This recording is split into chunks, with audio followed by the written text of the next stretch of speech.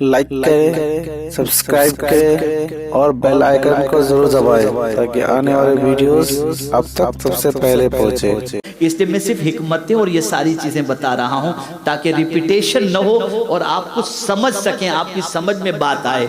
मेरे प्यारे आका सल्लल्लाहु ताला अलैहि वसल्लम के प्यारे दीवानों, आप जानते हैं कि सिदरतुल मुंतहा पर जिब्रील अमीन ने साथ छोड़ दिया। साथ छोड़ने से मुराद ये है कि सरकार सल्लल्लाहु अलैहि वसल्लम ने फरमाया जब कि चलो, तो अर्ज करते हैं हुजूर में अगर थोड़ा भी आगे बढ़ा तो परतबे तजल्ली से मेरे पर जल जाएंगे। तो कुर्बान जाइए, मेरे आका ने फरमाया हल लका हाजतुन या जिब्रील, ए जिब्रील तेरी कोई हाजत हो तो बयान कर।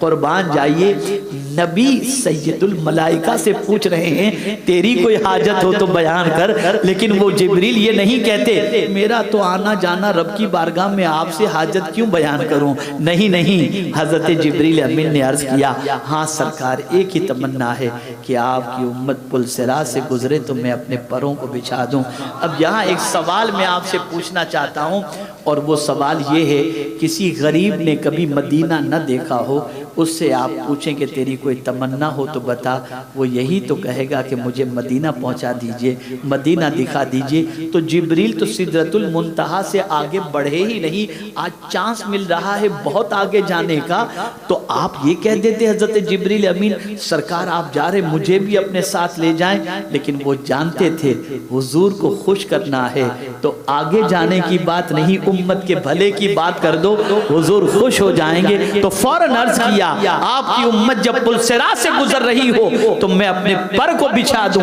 अल्लाह अकबर। लेकिन आला हजरत अजीमुल बरकत इश्क रिसालत में इतने डूबे हुए थे कि कहते हैं पुल से उतारो राह गुजर को खबर न हो, जिब्रील पर बिछाएं तो पर को खबर न हो। एक जहन पूरे सफर के अंदर मिलता है और वो सफर के अंदर जहन ये मिलता है कि हुजूर की उम्मत का भला चाहना ये हर नबी जानते हैं, हर फरिश्ते जानते हैं, सैयदुल मलाइका जानते हैं, सब जानते हैं कि अगर हुजूर को खुश करना है तो हुजूर की उम्मत का भला चाहो। मैं आपको बताऊं, 7वें पर हजरत इब्राहिम से मुलाकात हुई वापसी में, तो हजरत इब्राहिम अलैहिस्सलातु व तस्लीम ने अर्ज किया कि आपकी उम्मत के लिए रब ने क्या अता फरमाया। तो रसूल गिरामी वक़ार सल्लल्लाहु अलैहि वसल्लम ने इरशाद फरमाया कि 50 वक्त की नमाज, हजरत इब्राहिम से कह रहे हैं 50 वक्त की नमाज। हजरत इब्राहिम खलीलुल्लाह, बल्कि सरकार सल्लल्लाहु ताला अलैहि वसल्लम अपना जद उनको फरमाते हैं और अपनी बासत को दुआए खलील के तौर पर कहते हैं कि मैं दुआए खलील हूं, मैं दुआए खलील हूं, नवेदे मसीहा हूं, ये सरकार फरमाते हैं। तो हजरत इब्राहिम अलैहिस्सलातु वस्सलाम ने पूछा आपकी उम्मत के लिए, का 50 वक्त की नमाज, ठीक है आपकी उम्मत को मेरा सलाम कह देना। ये नहीं फरमाया कि कम करा के आओ, ये नहीं फरमाया कम करा के आओ, ये कहा कि आप जब जाएं तो अपनी उम्मत को मेरा सलाम कहना। सवाल ये पैदा होता है कि छठे पे हजरत मूसा से मुलाकात हुई, उन्होंने कम कराने की बात की कि 50 आपकी उम्मत नहीं पढ़ पाएगी, कम करा के आइए। हजरत इब्राहिम तो 7वें पर मिले, उन्होंने कम क्यों नहीं करवाई। सवाल जहन में आता। वजह यह है कि खलील और कलीम में फर्क होता है, खलील और कलीम में फर्क होता है। खलील की अपनी कोई आरजू होती ही नहीं है, खलील की अपनी कोई आरजू होती ही नहीं है, जो महबूब की आरजू वही खलील की आरजू हुआ करती है। और हबीब में और खलील में भी फर्क है। खलील जो चाहता है वो क्या चाहता है, जो खुदा चाहे वो खलील चाहे, जो खुदा चाहे वो खलील चाहे, और हबीब उसे कहते हैं जो हबीब चाहे वो खुदा चाहे। तो हुजूर हबीब हैं, हजरत इब्राहिम खलील हैं। अब एक आपको मैं मसला समझाऊं, क्या वजह है कि हर नमाज के अंदर हम दुरूद इब्राहिम पढ़ते हैं, क्या वजह है? वजह यही है कि या इब्राहिम अलैहिस्सलाम, आपने मेरी उम्मत को एक मर्तबा सलाम पेश करने के लिए फरमाया मैं आपके इस एहसान का बदला इस तरह चुकाऊंगा कि मेरी उम्मत हमेशा नमाज के बाद आप पर सलाम पेश करती रहेगी। इसलिए ये दुरूद इब्राहिम का सिलसिला चल रहा है। अब छठे पे हजरत मूसा अलैहिस्सलाम से मुलाकात हुई तो हजरत मूसा अलैहिस्सलाम ने कहा आपकी उम्मत इतनी नमाज नहीं पढ़ पाएगी, कम कराइए। अच्छा, फिर एक और बात, हजरत इब्राहिम अलैहिस्सलाम ने यह भी फरमाया कि आपकी उम्मत से कहें कि जन्नत में दरख्त लगाती रहे। तो सरकार ने फरमाया जन्नत में दरख्त, कहा ला हौला वला कुव्वता इल्ला बिल्लाह, अगर कोई पढ़ेगा तो जन्नत में दरख्त लग जाएगा। और जन्नत के दरख्त की बात करके बता दिया हुजूर सल्लल्लाहु अलैहि वसल्लम भी ये फरमाते हैं कि अगर कोई शख्स ये चाहता हो कि उसका गम हल्का हो जाए तो लाहौल कसरत से पढ़े, अल्लाह उसके गम को हल्का फरमा देगा। गम का इलाज अर्श के नीचे से परवरदिगार ने तोहफा भी अता फरमाया, जिसमें सूरह बकरा की आखिरी 2 आयतें भी हैं। ये भी अल्लाह ने तोहफतन इस उम्मत के लिए अता फरमाई। तो अब हजरत मूसा अलैहिस्सलाम कम कराने की बात कर रहे हैं। कह सकते थे, लोग कहते हैं, मुफस्सिरीन फरमाते हैं, सूफिया फरमाते हैं कि हजरत मूसा अलैहिस्सलाम चूंकि अल्लाह के जलवे को देखने की तमन्ना दिल में रखे हुए थे, तो अब वो तमन्ना हजरत मूसा अलैहिस्सलाम की अल्लाह पूरी करना चाहता है, तो यूं पूरी करवा रहा है कि डायरेक्ट तो नहीं देख सकते, महबूब के वसीले से देख लो, महबूब के तवस्सुल से देख लो। तो महबूब मुझे देख करके आ रहा है, तुम महबूब की आंखों में मेरा जलवा देख लो। तो हजरत मूसा सोचते हैं कि मैं अगर ये कहूं कि जाओ 50 ज्यादा है, कम करा के आओ, तो नहीं, बात यहां उम्मत की करूंगा तो महबूब चला जाएगा। इसलिए कहा कि आपकी उम्मत जो है ना 50 वक्त की नहीं पढ़ सकती। बस उम्मत की तकलीफ का ख्याल आया, हुजूर चले गए, बल्कि 9 मरतबा गए और 9 मरतबा जाकर के सरकार सल्लल्लाहु अलैहि वसल्लम ने 5-5 मरतबा कम कराए और उसके बाद 5 वक्त की रह गई। अल्लाह अकबर। लेकिन मेरे करीम ने फैसला सुना दिया, महबूब हमारे यहाँ जो एक बार फैसला हो जाता है वो फैसला अटल होता है। सुनो, पढ़ेगी आपकी उम्मत 5, लेकिन सवाब मिलेगा 50 का। तो आज की रात तोहफे नमाज हमें नसीब हुआ। आज की रात मैं यहां एक बात आपके सामने अर्ज करूं, ए रसूल आजम सल्लल्लाहु ताला अलैहि वसल्लम के दीवानों, गुज़िश्ता साल लॉकडाउन था, लोग कैसे कैसे मस्जिद में घुसने की कोशिश करते थे। हमें बुला लो, हमें अंदर आने दो। यहां तक कि हमें इत्तला है कि लोग दीवारें फलांग कर मस्जिद में जाते थे। मौला ने अपने बंदों की ये तड़प देखी, दरवाजे खोल दिए दरवाजे कि मेरा बंदा इतना तड़प रहा है। लेकिन ये गंदा बंदा, दरवाजे खुल गए तो आना बंद।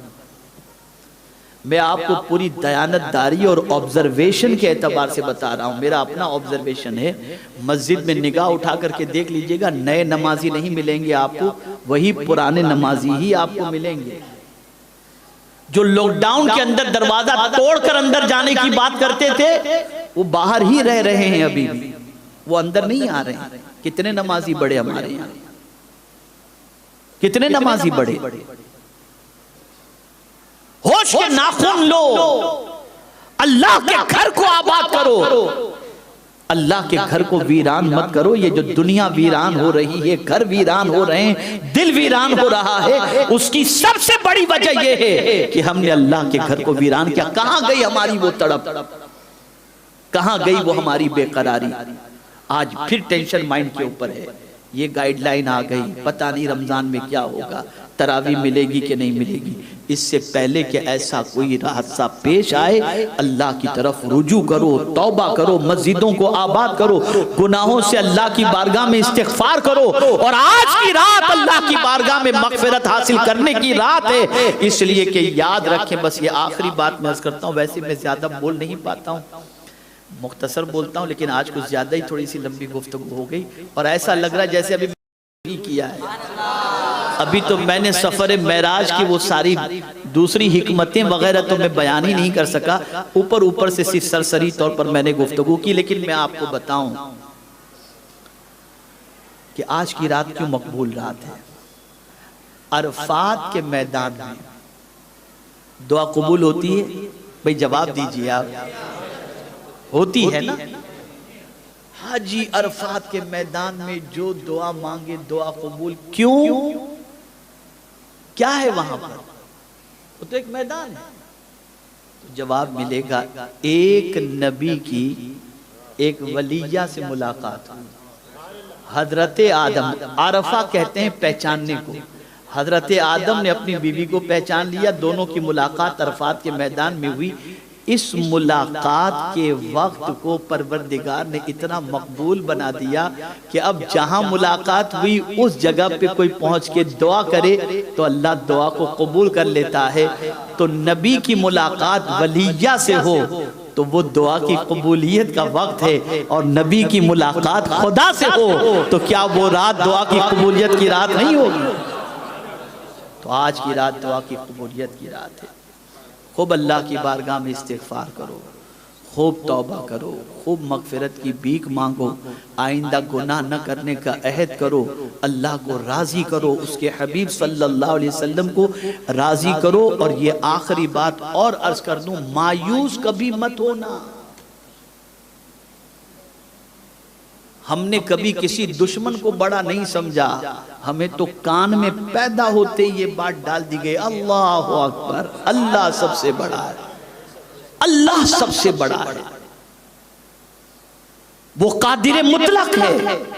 हाँ, हमारी गलतियां, हमारी कोताहियां, हमारे शामत आमाल, हमारी बुराइयां, ये हमारे लिए नुकसानदेह हैं और जिसकी वजह से हम तकालीफ के अंदर गिरफ्तार होते हैं। लेकिन जहां हम अपना रुख कुदरत की तरफ कर देंगे तो मेरा मौला फरमाता है, मेरे बंदे तू एक बालिश बढ़, मैं मेरी रहमत एक हाथ बढ़ेगी, तू मेरी तरफ चल कर क्या, मेरी रहमत दौड़ कर तेरा इस्तकबाल करेगी। वो बुला रहा है, आज की रात उसकी तरफ आ जाओ, उससे लौ लगाओ, उससे अपनी मोहब्बत को उस्तवार करो, गुनाहों से रिश्ता तोड़ो। मैंने अभी कल ही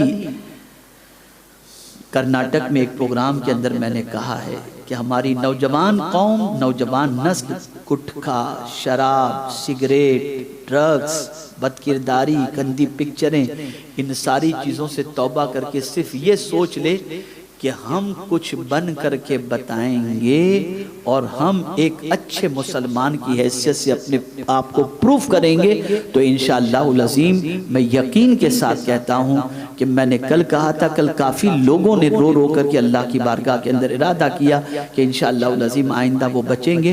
तो नौजवान हमारी कौम का अगर संवर गया तो हमारा मुआशरा, हमारे हालात खुद ब खुद संवर जाएंगे।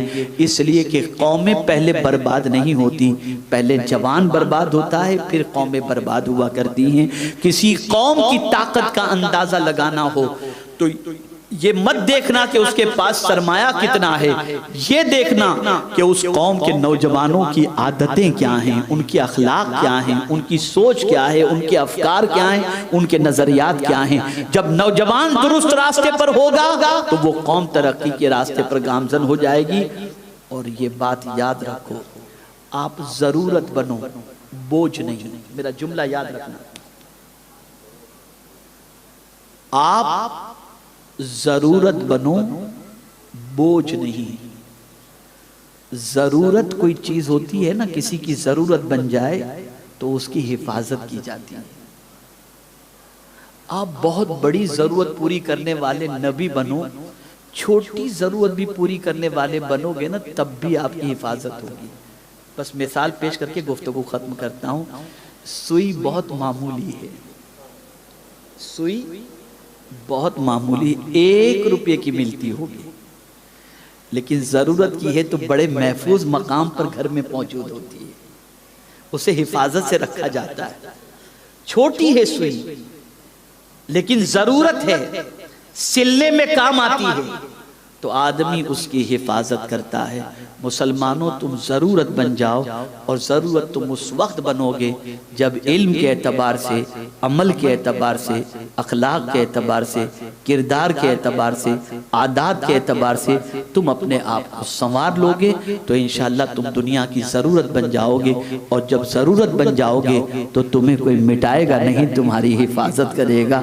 अल्लाह ताला शब मेराज के सदक़ो तुफ़ैल हम सब के गुनाहों को माफ़ फरमाए, ख़ताओं को माफ़ फरमाए। और परवरदिगार जिस तरह अपने महबूब को शब मेराज में बुलाकर उरूज अता फरमाया, आज अल्लाह ताला अपने हबीब सल्लल्लाहु अलैहि वसल्लम के सदक़ो तुफ़ैल उसकी बारगाह में इल्तिजा है कि ये उम्मत भी ज़वाल पजीर है, उरूज मुस्तफ़ा के सदक़े में परवरदिगार उरूज उम्मत मुस्तफ़ा भी अता फरमाए। वमा अलैना इल्लल बलागुल मुबीन।